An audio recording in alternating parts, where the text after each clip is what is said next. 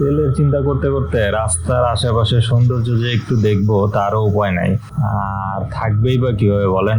মাথায় টেনশন নিয়ে কি আর প্রকৃতি দেখা যায়? টেনশন ফ্রি থাকলে না হয় প্রাকৃতিক সৌন্দর্য উপভোগ করা যায়। তো আমাকে এখন যেটা করতে হবে সেটা হলো মাইন্ড ফ্রেশ করার জন্য আশেপাশে দেখতে হবে। প্রকৃতি দেখলে যদি মাথায় চিন্তাটা একটু কমে,